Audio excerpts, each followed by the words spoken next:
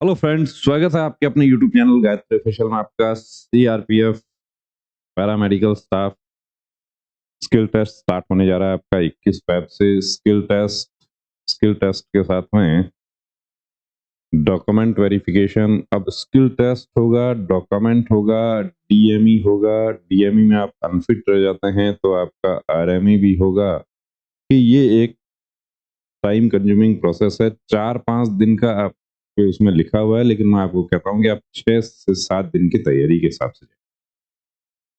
अब इसी दौरान या सेम डे आपका एसएससी जीडी का भी एग्जाम आ रहा है, जो कि 20 फेब से शुरू हो रहा है। अब 20 फेब को एसएससी जीडी का एग्जाम है जिनका, तो वो तो एग्जाम देके 21 को सीआरपी के सेंटर पे चले जाएं। लेकिन बताया जा रहा है कि वेस्ट बंगाल के कैंडिडेट जो हैं उनका सेंटर आ रहा है महाराष्ट्र। तो क्या मैं छोड़ दूं? या जम्मू कश्मीर वाले कैंडिडेट्स जो हैं उनका सेंटर आ रहा है रामपुर यूपी। या यूपी वाले जो हैं उनका आ रहा है गांधीनगर गुजरात। तो अब इसका क्या करें? सेम डे आ गया तो एसएससी जीडी का देखिए एग्जाम तो किसी भी स्थिति में डेट चेंज नहीं हो सकती, वो तो एग्जाम तो आपको उसी दिन देना। सीआरपीएफ वाले में आप क्या कर सकते हैं? सीआरपीएफ वाले में आप सीआरपीएफ हेडक्वार्टर रिक्रूटमेंट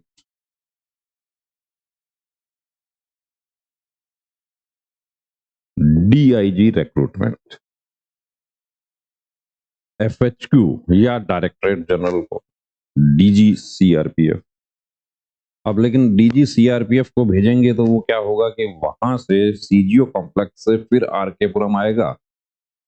अब रिक्वेस्ट आप क्या रिक्वेस्ट कर सकते हैं? देखिए, मेल के माध्यम से आप रिप्रेजेंटेशन लगा सकते हैं कि सेम डे मेरा एग्जाम है, या 2 दिन बाद मेरा एग्जाम है, 3 दिन बाद मेरा एग्जाम है, तो मैं सक्षम नहीं हूं वहां तक पहुंचने में।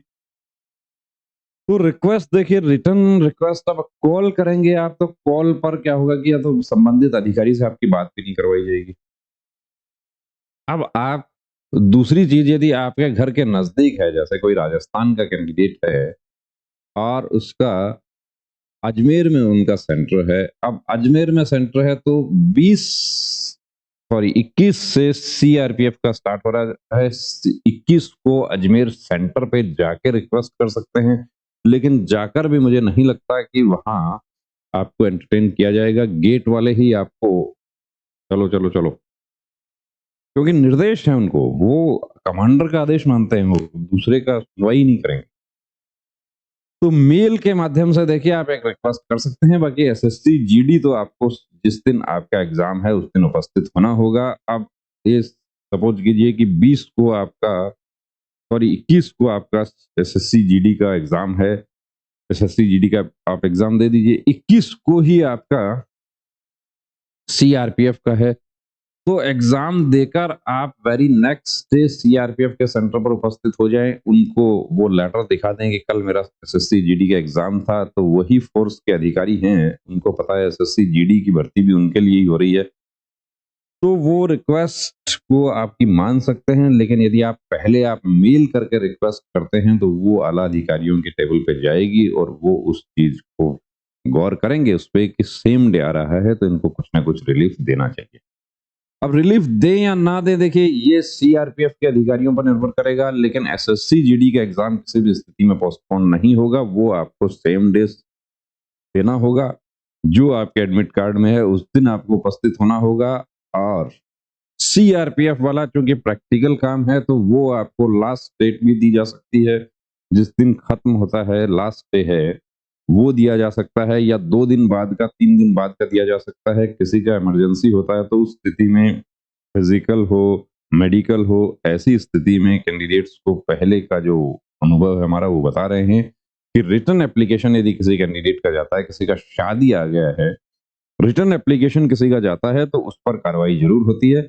तो रिटर्न एप्लीकेशन अब आप बाई पोस्ट भेजेंगे वो नहीं जाएगा, मेल के थ्रू आप directorate general CRPF recruitment cell जो है उसको आप रिक्वेस्ट कर सकते हैं कि मेरा ये प्रॉब्लम है, इसकी वजह से मैं इस दिन उपस्थित नहीं हो सकता, तो मैं अनुरोध करता हूं कि मुझे 2 दिन बाद का, 3 दिन बाद का समय दिया जाए ताकि मैं मेरा एसएससी जीडी का एग्ज़ाम भी दे सकूँ और सीआरपीएफ का भी दे सकूँ। मुझे जॉब का ज़रूरत है कुछ इस तरीके से। देखिए, उसको एक भाषा होता है एप्लीकेशन का, वो आप लिख कर भेजेंगे तो उस पर निश्चित रूप से कार्रवाई होगी। यदि उसको डिनाई भी किया जाएगा तो भी आपके पास में रिप्लाई ज़रूर आएगा, और रिप्लाई नहीं आएगा तो फिर ठीक है, एसएससी जीडी का देना है या सीआरपीएफ का देना है, वो आपको तय करना। जय हिंद।